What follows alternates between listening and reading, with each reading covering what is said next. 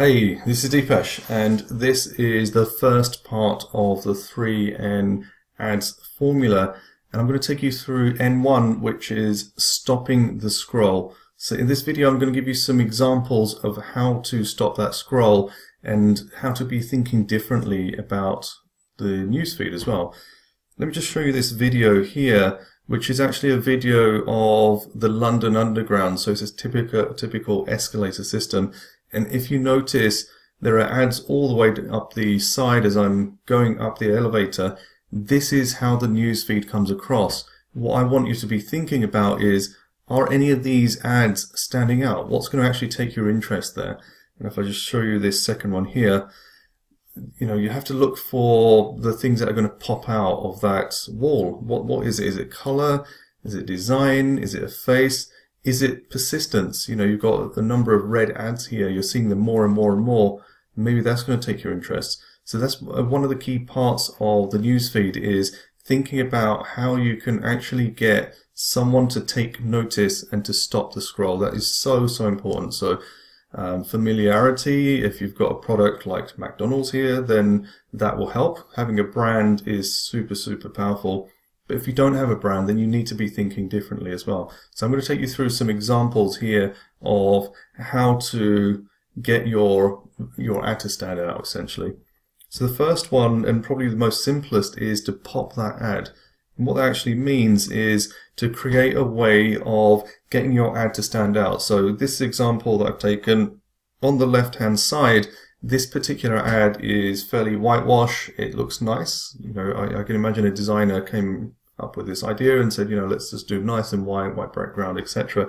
The problem with something like this is that it does not stand out in the newsfeed. And if it does not stand out in the newsfeed, it doesn't get noticed. Now, it's not to say that, you need to go all Technicolor and mash up all your colors and the pinks and yellows and things like that.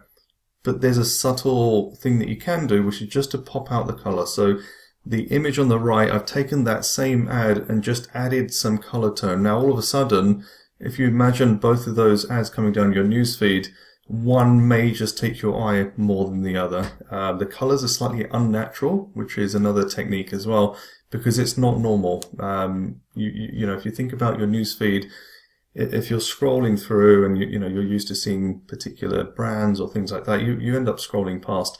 And this is a technique that you can use to just get people to take notice. So it's not something to just plaster across every single ad, but it's a technique to put into your armory as well.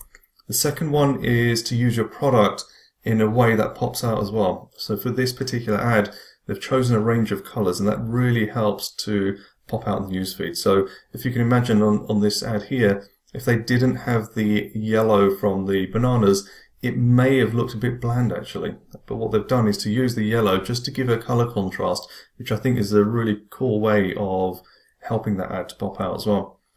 This is a mattress brand here in the UK actually, and what they've done really well is to use that same technique as well, but to blend that right into the whole setup for this shoot.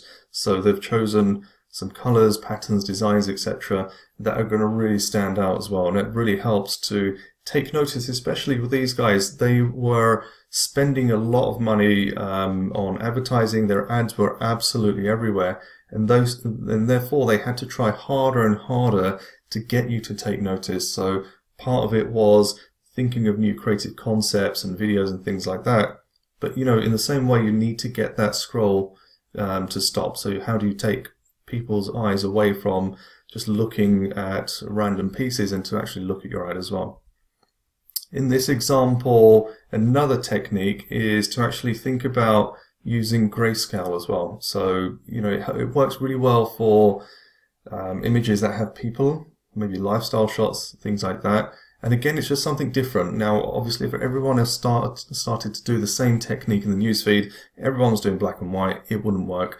It works when you use it sparingly and you use it for the right shot as well. So this example on the left-hand side is a standard photo shoot for a fashion brand.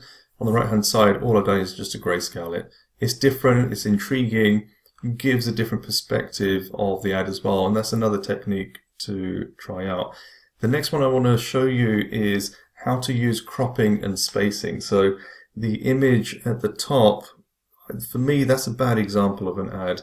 When you are creating something which is creating some dissidence, so it's not quite right. You just look at this ad and you think, where's his eyes? It's not a face. It's not normal. I don't like this. It's not helping my brain to flow the information and understand it, and that just creates friction where there doesn't need to be. So don't create more stress for the person looking at the ad than needs to be. Make it as easy on the eye as possible. So the J. Crew example on the right hand side, the reason I love this is because I've used the space so well here. So they haven't gone full in on this guy with his jacket and his shirt and jeans and showing the absolute detail, but they're helping it to pop out of the newsfeed just by using the empty space. So a big empty space in the newsfeed with someone right in the middle. Personally, I would have contrasted maybe the colors a bit stronger just to help him pop out. But if I was to see these two ads in my newsfeed, at least for me personally, I would react far better for the ad in the bottom right as well. The next one I wanted to show you is how you can kind of maybe look a bit unnatural in your ads as well. So this particular ad, it's very salesy. I don't like this kind of approach. It's a staged shot, obviously, who just stands there looking at the side with a fairly nice suit on. But clearly it's modeled, it's staged. If you go back to this one, the J. Crew guy, even the Menlo Club guy, they look fairly relaxed. The J. Crew guy, he could be in a studio as much as he could be somewhere else as well. But for this one, it looks a lot more staged. And one thing that I don't particularly like is putting necessarily offer messages in the image as well. In the kind of Black Friday 2014, if someone sees this in newsfeed, okay, if they're in market, great, but they might be turned off by the fact that it is a bit more promotional in the image as well. The other thing about using people is using smiling and happy people, making them look friendly and also relatable. So this could be one of your friends, for example.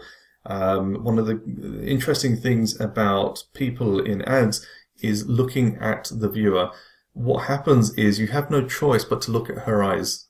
I don't know if you've done it when you've just looked at this ad, but you're drawn to her eyes, and therefore you're going to look at her. Works perfectly for Warby Parker because they're selling glasses, but because she's looking at you, it just makes you draw your attention onto her eyes, and then you look at everything else around. The image on the right is slightly different. It's lifestyle. The eyes are covered up, and so you're not naturally drawn directly to her face. You're kind of looking a bit more around as well. So think about kind of how you're bringing people into your shots as well. And in this one here, one of the most important things right now on Facebook is video. But what people often miss out is the fact that the thumbnail is absolutely more important than the video itself, because without a strong thumbnail, you're not going to get people to stop the scroll. So thinking about what is it that you can actually put up in your thumbnail, and it doesn't have to be an exact shot from your video as well. So this example for Cadbury, they have taken a shot from the video, but it's a slightly interesting one because there's stuff which is either falling onto the cake or it's coming out of the cake, and you don't know, so you might just click it out of interest. So using thumbnails is extremely important to make sure that your creative is able to stop someone's scroll. And the final point I want to make in this section is to keep experimenting, but cycle your visuals more than your copy. I see lots of examples where people are testing lots and lots of copy, but if your creative is not getting people to stop in their scroll, in their newsfeed, then the copy is redundant, essentially. If you can't get the attention in the first place, you're not going to get people reading it. So in the kind of hierarchy of importance, get your visual absolutely right, and then get them to stop scrolling. So as a quick summary, the three sections of the 3N ads formula, we've covered off the first nudge, which is stop the scroll. And in the next video, I'll be talking about engagement.